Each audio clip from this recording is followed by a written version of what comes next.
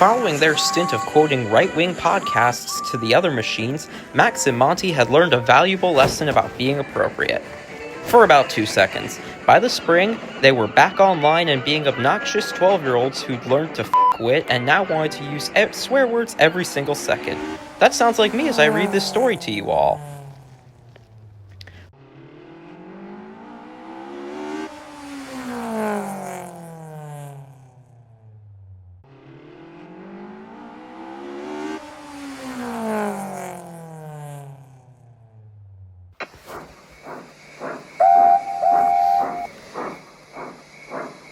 One night, the two impressionable dump trucks were on YouTube again. "So," asked Max, "what community do we enter next? Miss Jenny told us not to watch political podcasts."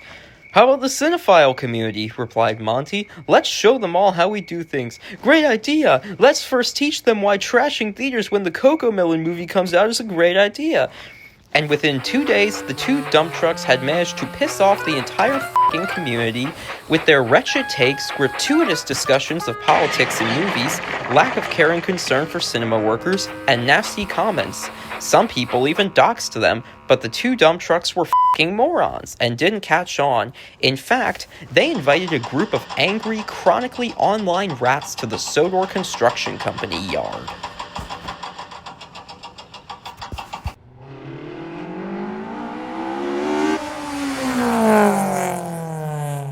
One night, Miss Jenny spoke to the machines. "Tonight," she smiled, "we are all having a meme-along watching the Minecraft movie.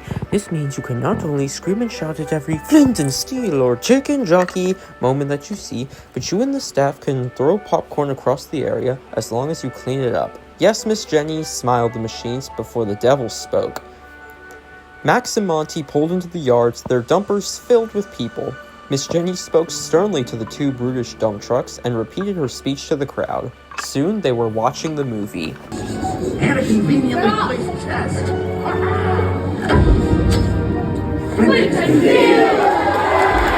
And the crowd behaved well, until...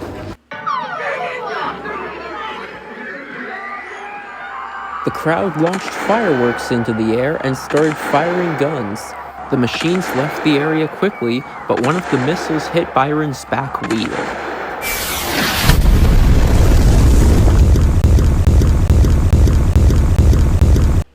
"Ah!" gasped Byron as he came to a stop. "What happened?" Miss Jenny quickly stopped the movie and came out to scold Max and Monty. She was furious at the two dump trucks, but I can't tell you what she said, or this video might get age restricted. The too long didn't read is that she reported the crowd and sent Max and Monty to their sheds for 2 weeks. Byron was being repaired at Kronk, but while he was looking at YouTube, he saw the people who trashed the yard bragging about what they did to him. "Why," he asked himself sadly, "do I still work today? Yes, the others appreciate me, but while I enjoy my day-to-day life, I don't want to be seen anymore if this is how the general public sees me." After he was repaired and exited the shop, he went over to the station where he saw Kelly loading a goods train. Several cases of Bud Light were being loaded onto a flatbed. He said to himself, "this could be a way to make myself feel better. Excuse me, Isabella, where did that Bud Light come from?" "I picked it up from Crosby this morning," she chuffed. "Why?" "Oh, no reason," replied Byron. And after he was put on a low loader, he asked the driver to take him over to Crosby. The sun was setting as he finally got to Crosby, but he was still ready to carry out his plan.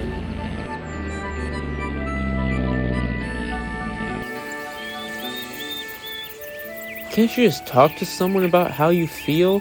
asked his driver as he purchased the Bud Light. I can't, replied Byron. I love working with everyone, but they rely on me, and I can't show them my struggles. What would they think of me then? Alright, replied his driver, but we're keeping it simple. Only 1 drink per day, and nothing before we go to work. I understand. Soon they'd gotten the Bud Light and were on their way home.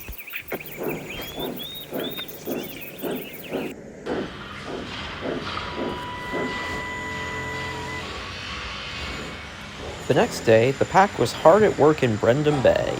The new security office had been built next to the entrance to the China clay pits, alongside some other buildings, and now they were helping to build a sidewalk next to the coastal road. But as the machines worked, they noticed something was off. Does anyone notice that something seems off with Byron? Asked Oliver. He seems upset. He is, agreed Jack. He says he's fine, but I don't know. He's not, added Kelly. Just because he says he's okay doesn't mean he is. He's hurting and needs help. We need to talk to him about it right now. But they didn't get a chance in that moment. Byron cleared the sand quickly, which would allow for the sidewalk to be built sooner. He is a hard worker, murmured Jack. I respect that. He is, agreed Kelly, but he's likely working even harder to hide his true feelings. Oh, who knew the oldest one of us could be so emotionally aware, smiled Oliver. Kelly just smiled. He knew it was a joke. That evening, Byron's operator came to see him. All right, old boy, he smiled. Ready for our next drink?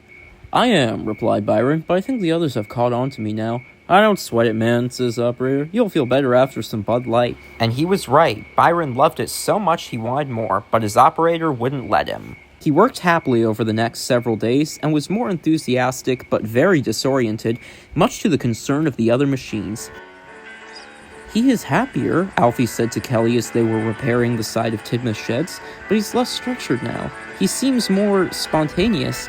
Kinda like you, Ned, smirked Kelly. I'm not spontaneous, protested Ned. Oh, sure you're not, replied Oliver, because knocking down a chimney and very recently a crane into a lake isn't spontaneous or clumsy at all. No hard feelings, though, replied Jack. You always try your best, and you're the sweetest out of all of us.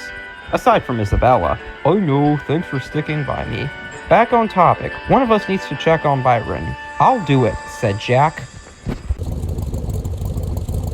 But when Jack went to check on Byron the next morning, he was horrified at what he saw.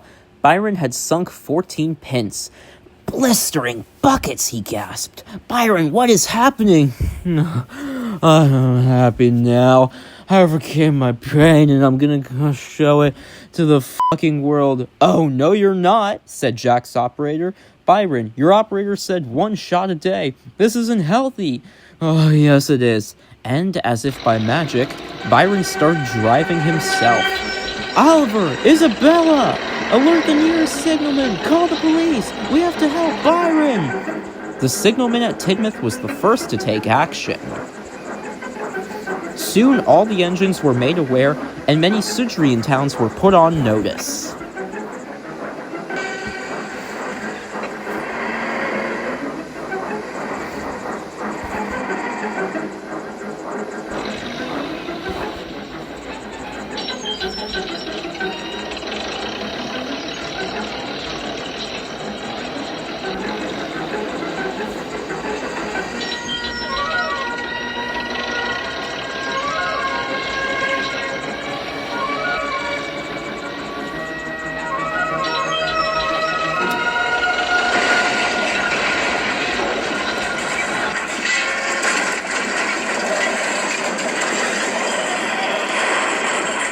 Luckily, no one was killed.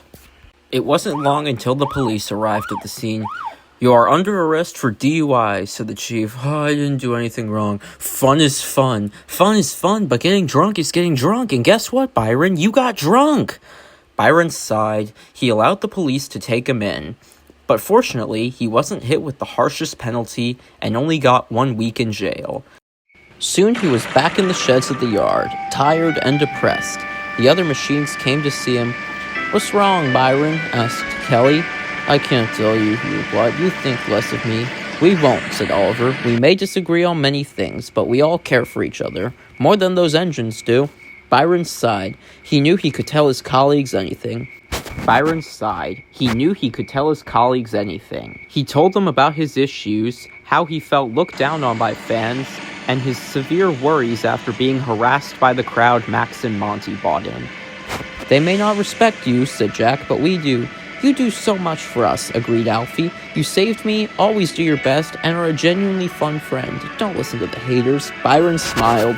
He knew his friends were right. "Thanks, everyone." And from that point on, Byron didn't care what the haters thought. He knew the difference between criticism and hate, and vowed to never resort to an easy cop-out to dodge his problems.